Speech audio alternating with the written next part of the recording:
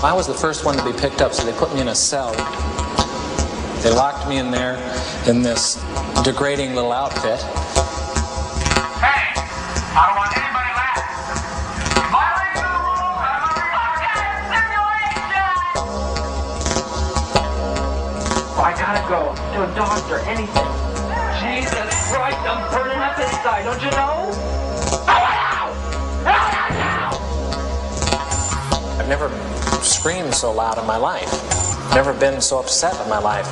It was an experience of being out of control. I just fucking can't take it. Stanford University, Northern California, one of America's most prestigious academic institutions, and in 1971, the scene of one of the most notorious experiments in the history of psychology.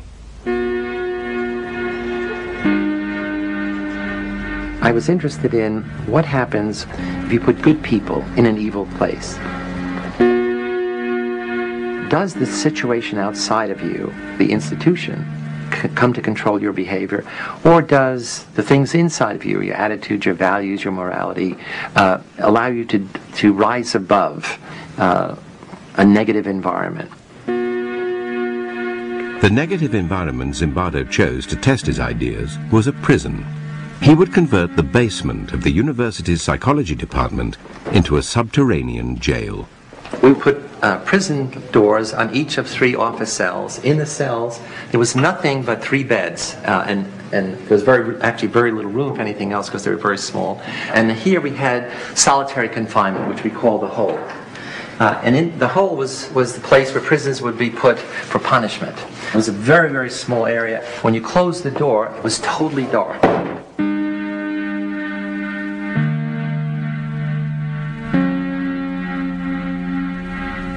All the guards wore military uniforms, and we had them wear these silver reflecting sunglasses.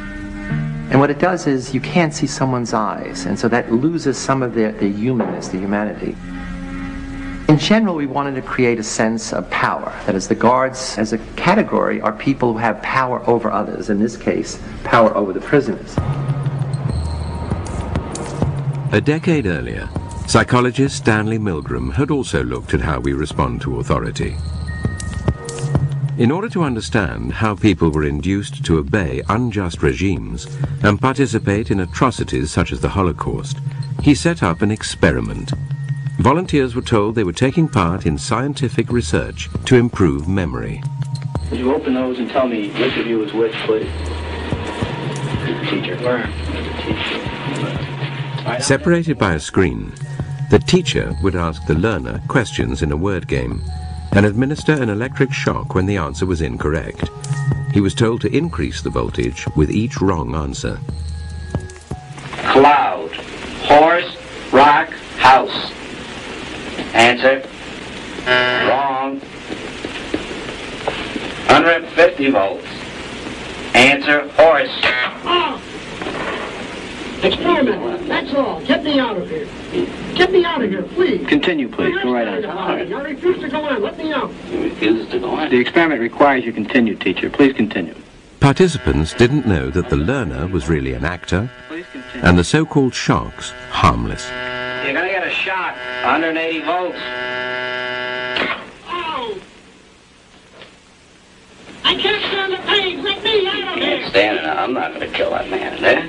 I mean, who's going to take the responsibility if anything happens to that gentleman? I'm responsible for anything that happens here. Continue, please. All right, next one. Slow. Walk, dance, truck, music. 2/3 of volunteers were prepared to administer a potentially fatal electric shock when encouraged to do so by what they perceived as a legitimate authority figure. In this case, a man in a white coat. 375 volts. I think something's happened to that fellow in there. I don't get no answer. He was hollering with less voltage. Can't you check in and see if he's all right, please? Milgram's findings horrified America. They showed that decent American citizens were as capable of committing acts against their conscience as the Germans had been under the Nazis. Like Milgram, Zimbardo was interested in the power of social situations to overwhelm individuals.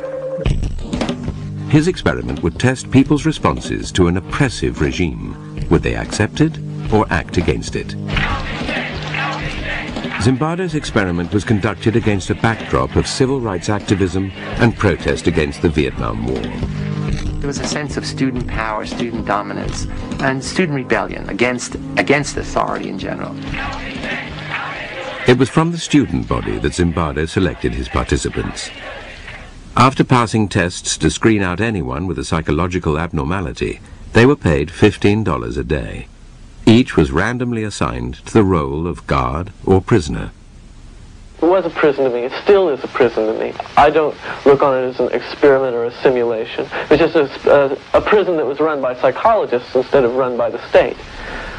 I was 20, and that September I was going to college, and it would be nice to have a summer job, but there sure wasn't a lot of time left. And I looked in the want ads, and I found this thing which was just going to fit. It was just 2 weeks. Once you put a uniform on and are given a job to keep these people in line, you really become that person. Once you put on that khaki uniform, you put on the glasses, you take the nightstick. I was on summer break from my first year in college, and I was looking for a job.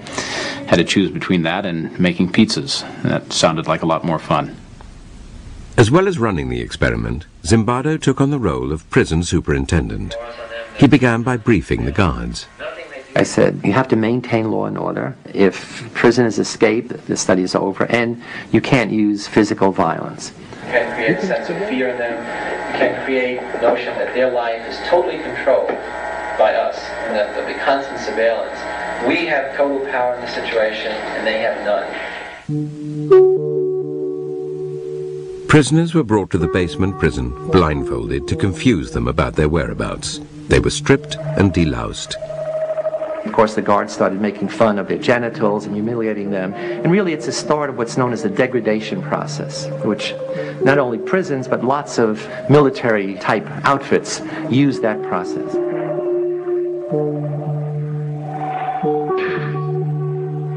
When I first got here, even though I had to strip, when they would call me names, I still didn't feel at all like I was in the prison. I was just looking at it as a job. I recall sort of walking up and down the very short hallway, which was the prison hall, and looking in on the prisoners, and they're basically lounging around on their beds. I felt it was like the day in summer camp. The first day I said, this might be a very long, very boring experiment, because it's conceivable nothing will happen. I arrived independently at the conclusion that this experiment must have been put together to prove a point about prisons being a cruel and inhumane place, and therefore I would do my part, to help those results come about. I was a confrontational and arrogant 18-year-old at the time, and I said somebody ought to stir things up a bit here.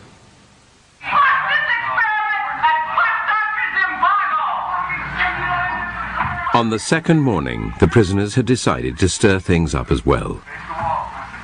The guards found some of them had used their beds to barricade their cell. Prisoner 8612 was one of the ringleaders of the rebellion.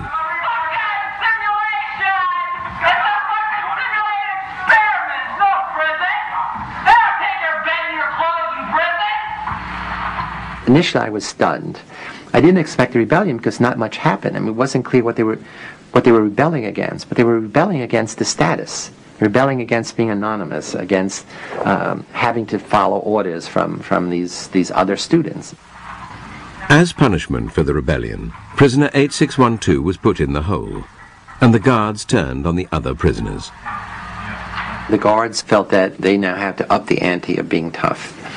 The prisoners made the mistake of beginning to use profanity against the guards in a very personalized way. So not against the guards, but, you little punk, you big shit, and so forth.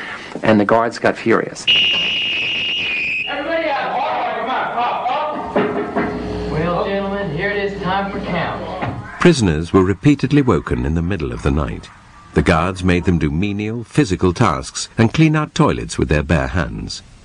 We made it a point to not give them any sense of comfort or what to expect, that anything could happen to them at any time, including being rousted from their sleep at any hour and forced to stand up in a line and have me hurl insults at them and make them do exercises. When you interrupt people's sleep, they tend to become a little disoriented. And since there was no daylight in the prison, they had no idea whether it was night or day. I think that I was the instigator of this whole schedule of harassment. The harassment of the guards took its toll on rebellion leader 8612. He told Zimbardo he wanted to leave the experiment. Zimbardo responded not as a psychologist, but as a prison superintendent. I said, well, I can see to it the guards don't hassle you personally, and in return all I would like is some information from time to time about what the prisoners are doing. So essentially I'm saying I'd like you to be a snitch, an informer. And I said, think it over, and if you still want to leave, fine. Confused, prisoner 8612 returned to his cell and told the other prisoners that no one could leave.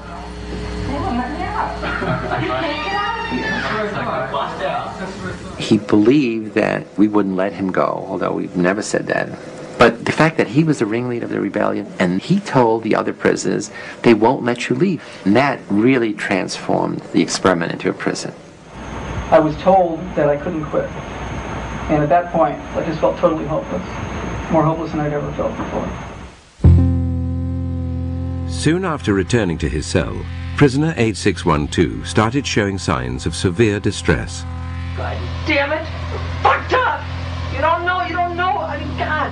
I mean, Jesus Christ, I'm burning up inside, don't you know? I just fucking can't take it.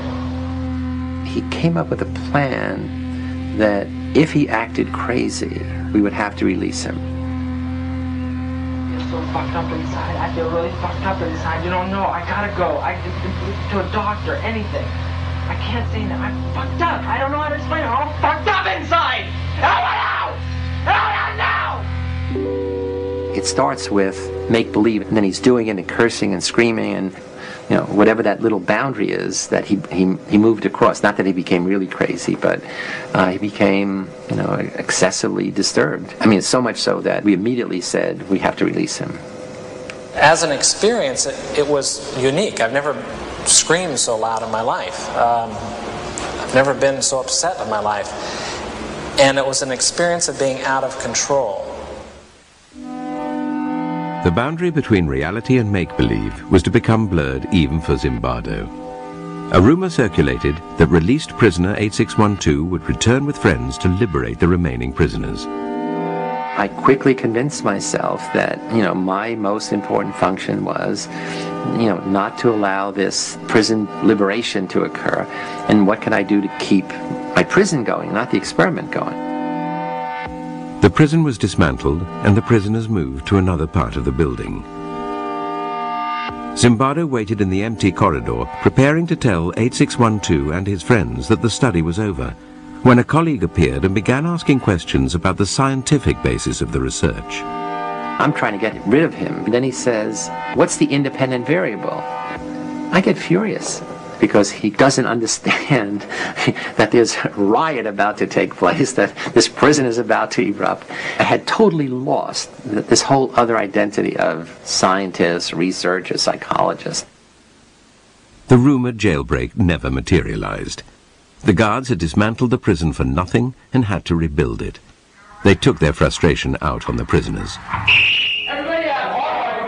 They escalated again the level of control, the level of dominance, the level of humiliating behavior.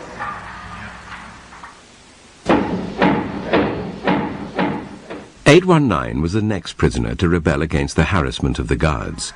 He barricaded himself in his cell and refused to take part in the count. You're not only not getting a cigarette, but for as long as the cell's blockaded, you're going to be in solitary when you get out. For 819's disobedience, the guards made his cellmates do mindless work. This undermined any vestige of solidarity amongst the prisoners, who now chose to accept the tyranny of the guards rather than risk further harassment. That was one of the surprising things to me, is that there was so little that the prisoners did to support one another after we started our campaign of, you know, divide and conquer. Isolated and distraught, prisoner 819 told Zimbardo he wanted to leave. while I'm interviewing the 819 and saying, okay, you know, it's all over. Thank you for your participation. You know, I'll give you money for the whole 2 weeks, even though you're leaving early. He hears the prisoners shouting, 819 did a bad thing. Prisoner 819 did a bad thing. Prisoner 819 did a bad thing. Prisoner 819 did a bad thing. And he said, I can't leave. And he's crying. And he says, I can't leave. I said, what do you mean you can't leave? He said, no, I have to go back because I don't want them to think, you know, that I'm a bad prisoner. And that's when I really flipped out. That in such a short time, you know, a college student's thinking could become so distorted. I said, you're not a bad prisoner. You're not a prisoner. And this is not a prison. And it was this thing where he opened his eyes. It was just really like a cloud being lifted. Seeing things clearly, prisoner 819 reverted to his original request and was released. To replace him, the experimenters called in one of their reserves from the standby list. I got a phone call saying, are you still available as an alternate? Kind of cheery female secretary voice. I said, yes, sure. And so she said, could you start this afternoon? And I said, yes, sure. And my role in the experiment really began.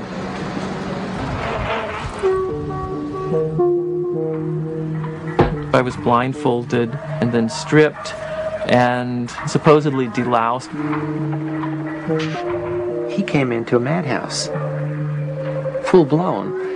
All of us had gradually acclimated to the increasing level of aggression, the increasing powerlessness of the prisoners, the increasing dominance of the guards. And he comes in and says, what's happening here to the other prisoners? And they said, hey, you better not make trouble. It's really terrible. It's a real prison. And he says, I'm out of here. I don't want to. And they said, no, they're not, you can't leave. Once you're here, you're stuck. This is a real prison. 416, since you got your hands in the air, why don't you play Frankenstein? 293, you can be the bride of Frankenstein. You stand here. Prisoner 416 was soon subjected to the harassment of Dave Eshelman, nicknamed John Wayne because of his macho attitude. 416, I want you to walk over here like Frankenstein and say that you love 293. I made the decision that I would be as intimidating, as cold, as cruel as possible. I love you, 293. Get up close. Get up close. I love you, 293. I love you, 293. You smile, 293. You get down here and do 10 push-ups. 2, 3. I just watched a movie called Cool Hand Luke, and the mean, intimidating, Southern prison warden character in that film really was my inspiration for the role that I created for myself. Why did you try to be obedient so much? It's my nature to be obedient, Mr. Reginald. You were lying. You were stinking lying. He was creative in his evil. He would think up very ingenious ways to degrade, to demean the prisoners. What if I told you to get down on that floor and fuck the floor? What would you do then? One of the best guards was also on that shift, and instead of confronting this bad guard, the sadistic guard, essentially because he didn't want to see what was happening, he became the gopher. He would go out to get the food and things of this kind, and that left the John Wayne guard and another guard on that shift to be dominant. We were continually called upon to act in a way that just is contrary to what I really feel inside. And just continually giving out shit. It's just really one of the most oppressive things you can do. 416, while they do push-ups, you sing Amazing Grace. Ready? Down. Keep going. Grace. You do push-ups on your own. The madness of the experiment started to affect prisoner 416. A wretch like me. Keep going. I began to feel that I was losing my identity until finally I wasn't Clay. I was 416. I was really my number. And 416 was going to have to decide what to do. Prisoner 416 decided to go on a hunger strike. They were pushing my limits. But here was a thing that I could do that could push their limits. After I had missed a couple of meals, I saw that this was not a matter of indifference to the guards. I was making headway. They were upset. I thought, how dare this newcomer come in and try to change everything that we had worked for the first 3 days to set up, and by God, he's going to suffer for that. Get in that private then. Frustrated by his continued defiance, John Wayne threw prisoner 416 into the hole. After punishing the other prisoners for his disobedience, John Wayne encouraged them to vent their anger at 416 directly. Thank you, 416. Okay, 209. I'll try that myself. Thank you, 416. We would use our nightsticks to bang on the door, and we would kick the door so hard that, it must have, shaken him very seriously inside, scared the life out of him. He yelled at me and threatened me and actually sort of smashed a sausage into my face to try to get me to open up. But I didn't have any intention of eating until I was out. Okay. 416 should have been at some level a hero, because he's willing to oppose the authority of the system. In fact, the prisoners accept the guards' definition of him as a troublemaker. I remember some of them saying, would you eat, goddammit? We're sick and tired of this. And, that was proof that, there was no solidarity, there was no support between the prisoners. While 416 was still in the hole, John Wayne made a final attempt to break him by giving his fellow prisoners a choice. They could vote to release him by making a small sacrifice. You can give me the blankets and sleep on the bare mattress, or you can keep your blankets and 416 will stay in another day. Now what will it be? I'll keep my blankets. What will it be over here? I'll keep my blankets. How about 5486? I'll give you my blankets, Mr. Correctional Officer. You don't want a blanket. We got 3 in favor of keeping the blanket. We got 3, guess 1. Keep your blankets, 416, you're going to be in there for a while. So just get used to it. The study showed that power corrupts, and how difficult it is for people who are the victims of abuse to stand up and defend themselves. Why doesn't anybody who is being abused by a spouse or something like that just say, stop it? And we realize now that that's not as easy as it sounds. By the end of the 5th day, 4 prisoners had broken down and been released. 416 was on the 2nd day of his hunger strike, and the experiment still had another 9 days to run. At this point, a fellow psychologist visited Zimbardo's basement prison and would witness the brutality of the experiment firsthand.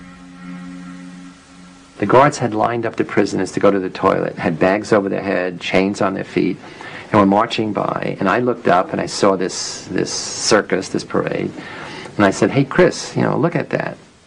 I looked up and I just began to feel sick to my stomach. I had this just chilling, sickening feeling of watching this, and I just turned away, and I just let loose in this emotional tirade. I just lost it. I was angry, scared. I was in tears. And I'm furious. I'm saying, you're supposed to, we had a big argument. You're supposed to be a psychologist. This is this interesting dynamic behavior in such a few days. I'm going through this whole thing, the power of the situation. She says, no, it's that young boys are suffering, and you are responsible. You're letting it happen. I said, oh my God, of course you're right.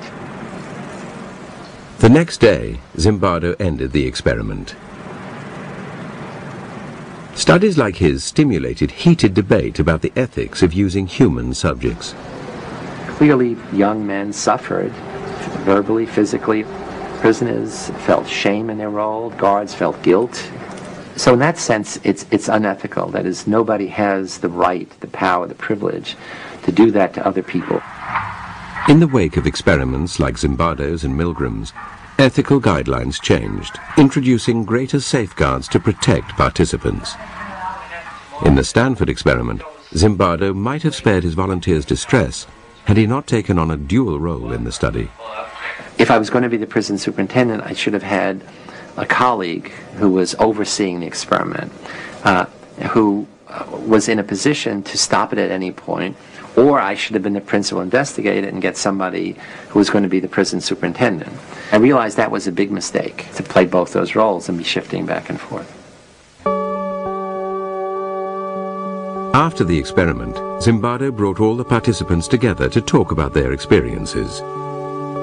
John Wayne would now come face to face with the hunger striker he had tormented. I was a little worried. I said, oh my God, he's really going to come down on me hard now, now that we're on equal footing. It harms me. How did it harm you? How does it harm you? Just to think about it, you mean that people can be like that? Yeah. It let me in on some knowledge that I've never experienced firsthand. Because I know what you can turn into. I know what you're willing to do. When I look back on it now, I behaved appallingly. It was just horrid to look at. I think I tried to explain to him at the time that, what you experienced and what you hated so much was a role that I was playing, that's not me at all. I love you, Jordan. He was trying to dissociate himself from what he had done. That did make me angry. Everyone was acting out a part and playing a role. Prisoners, guards, staff, everyone was acting out a part.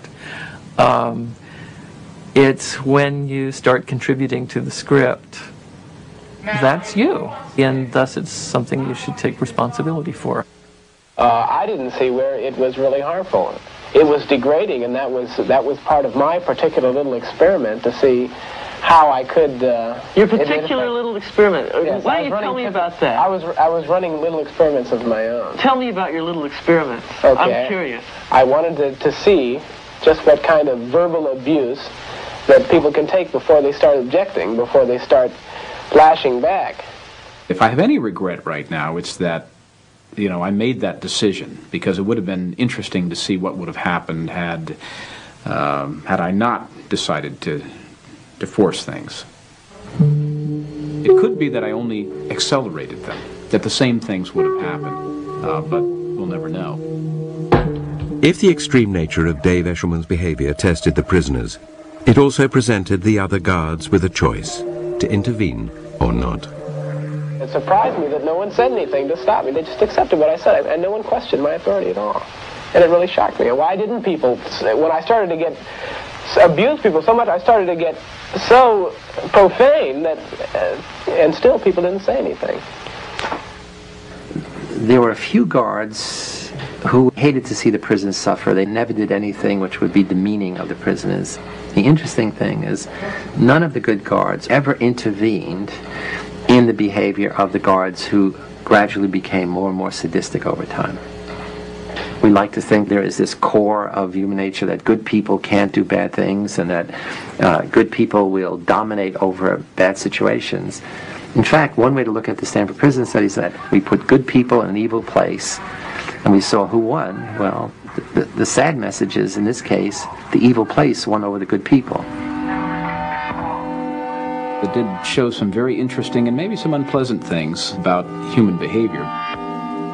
It seems like, every century, every decade that we go through, we're suffering the same kind of atrocities, and you need to understand why these things happen. You need to understand why people behave like this.